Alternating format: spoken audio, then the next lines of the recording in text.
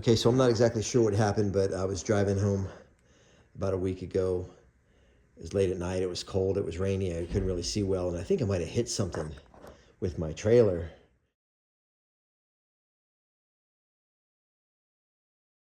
But I ended up losing both wheels on the right side of my trailer. It looks like the front wheel came off, got jammed up in the rear wheel, and broke that wheel, and ended up dragging this trailer down the road. So here's my axle. You can see this is all the scraping where it dragged down the road. Probably took me a half mile to stop because it was in the rain. I was going probably 60 miles an hour. So you can see how bent that spindle is there. I mean, it's clearly got a good bend to it. And it's bent not only back but down, and it twisted this arm off of my torsion bar suspension. And this part is a quote unquote non-repairable part. It takes 6 to 8 weeks to get it. And I don't have that because my trailer's on the side of the road in Alabama right now loaded with stuff. So I'm gonna fix this. I'm gonna show you how. I'm gonna use the Klutch 200 amp multi-process welder to do it because I need to be able to get outside and work. I need to be able to keep all this cool while I weld right here. In order to do so, I need to use some water outside. And my normal welder that I use can't do that. The Klutch is so diverse, it's gonna allow me to do it. So here's the replacement spindle. It's just turned out of a piece of, looks like 2-inch cold rolled steel bar stock. But I'm gonna cut this one out. And I'll probably have to turn this one down, press it in there, and then I'll weld it in with the Klutch welder. And that'll get me back on the road. Big job. And I don't know if you can see it, but this arm is bent in and twisted like this. So I'm gonna straighten this out in my Strongway 50-ton press first so that I can get it straight. If I add heat to it, the heat is gonna ruin the rubber in my torsion bar, so I can't use heat. So I gotta bend it cold, so I'm gonna use the press to do that. It's gonna be a big job because this is a big, heavy axle. This thing's 8 feet long. It weighs over 100 pounds, so it's gonna be a big job, but I'm gonna get it done. All right, so on the other end, I've got the axle clamped down to this heavy table I have. This table weighs about 6,000 pounds. It's clamped down really good so that it can't move. And I'm basically immobilizing the axle. And then on the other end, I have it clamped to the Strongway 50-ton press. And I've got it held down here. Then I have a block under it to keep it from being able to pivot. And then you can see here I've got my press plate turned upside down with the V on the shaft. And I'm using these 2 V blocks as leverage, but I've rocked over pretty far. I need to come back up and reduce some of this leverage, but you can see how I'm using the ram and that press plate as a lever to press down on the axle. And watch, I'll give it a little compression, see if you can see it move.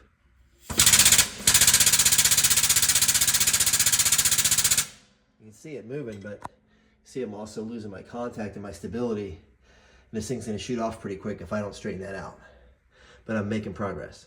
I'm starting to get this trailing arm to straighten out now. You can watch and see, you can see my pressure is going up.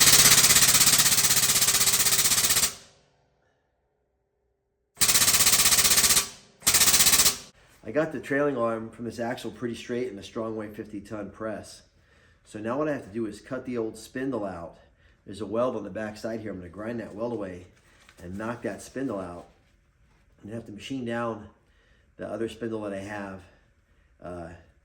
and press it in there and then weld it in. So I'm getting ready to grind this weld away, knock this out, replace it. I'm ready to go down and put this back on the trailer.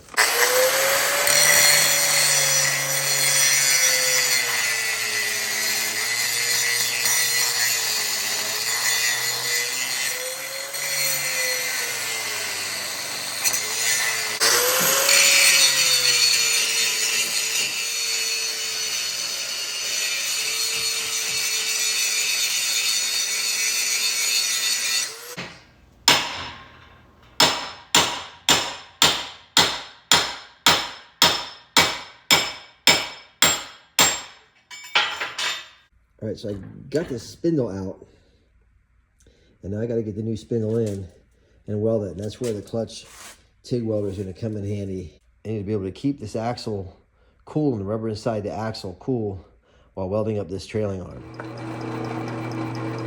Now here's the spindle I'm going to replace the bent spindle with.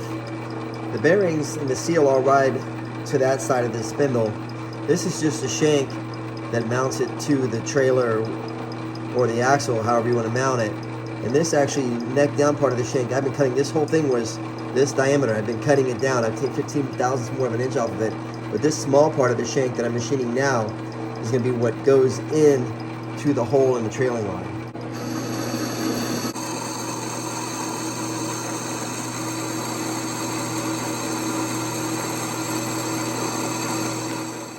I'm just going to clean up this area on the front of this forging where I'm going to weld the spindle to.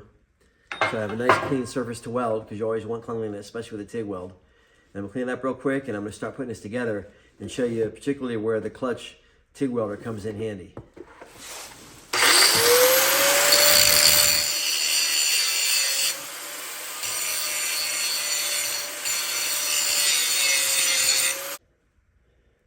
Okay, I'm going to go ahead and put my spindle in, knock it in with a mallet and a piece of wood so I don't damage the end of the spindle.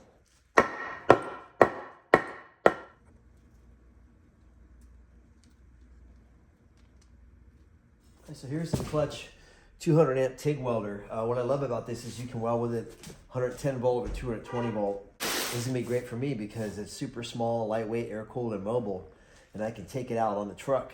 I need to use my water hose to keep that rubber inside that torsion axle cool while I weld that spindle.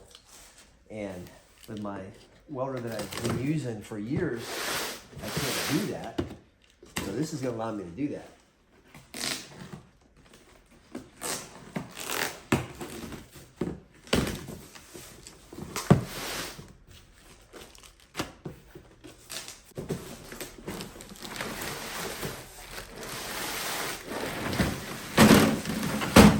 There she is.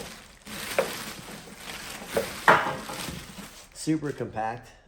This is what's so great. My other welder is big, it's heavy, you know, it's really cumbersome. This is gonna make my job really easy. I have my ground cable, my argon hose, plug. Here's a stick welding lead if I want to stick weld. That'll probably be the thing to do on this, but I'm gonna TIG weld it because I already have everything ready set up to TIG weld. And then I'm sure this is the gauge for the argon bottle and the foot pedal and the TIG torch.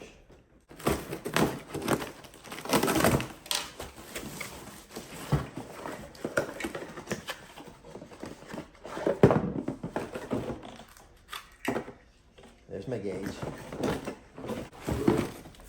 There's my TIG torch collets and cups. There's the foot pedal.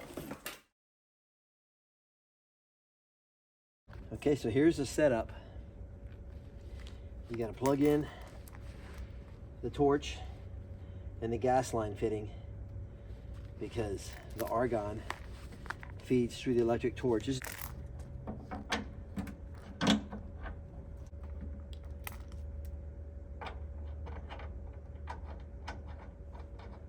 You don't want to over tighten on the fitting, just a little bit.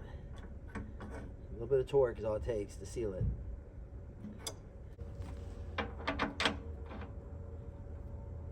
And you're going to hook the argon line that goes from the bottle to the back of the welder.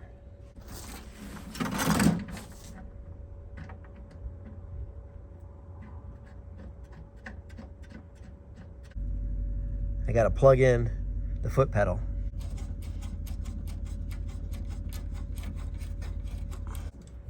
Again, light torque.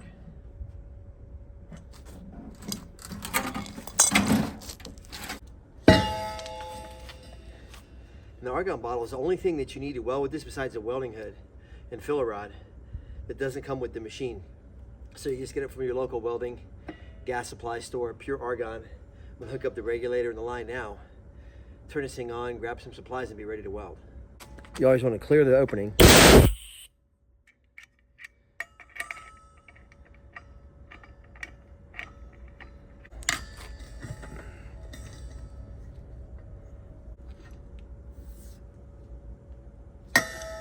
Then you take the argon hose that comes to the back of the welder, and that's going to go right up in here.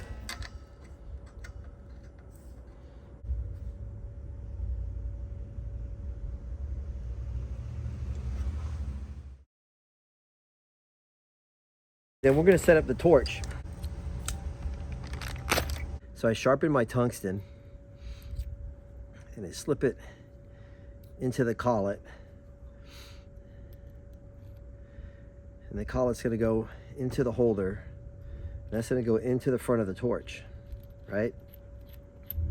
Put my tail or my stinger on the back of the torch.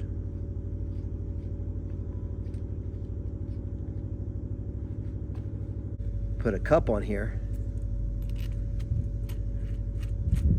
And then you only want a little bit of the tungsten stick out. It's called stick out. You only want a little bit of stick out, probably about less than 1/4 inch. There you go, it's good and sharp. It's not moving. I'm gonna turn the gas on, set my flow, and I'm really ready to weld. Here's why this little Klutch portable welder is so great. I need to be able to move it around. I'm back here on the back of my truck right now, but I have to keep all this axle cold. I can't let it get hot from the welding. So if I take the heat out by having the garden hose here running cold water over the end of this shank, it's going to absorb the heat out of it and keep all that from getting hot and ruining my suspension while I weld that spindle.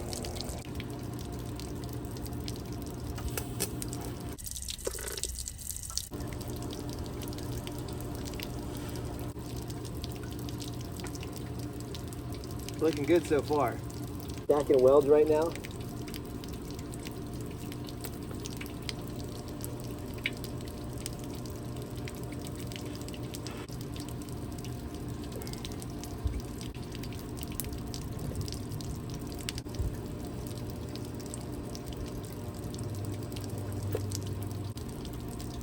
Nice thing is I put 200 amps in that. That thing's over 1,000 degrees right now, and I can touch this axle tube and it's not hot. So I know my method is working.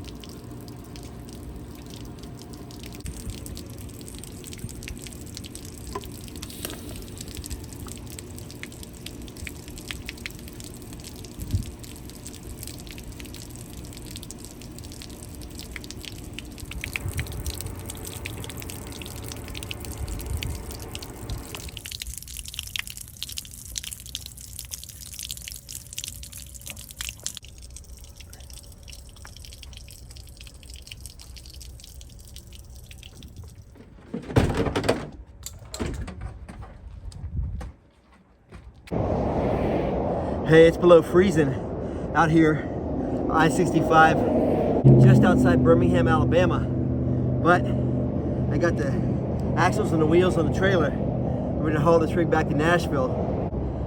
Thanks to that Klutch Tig Welder and some real determination.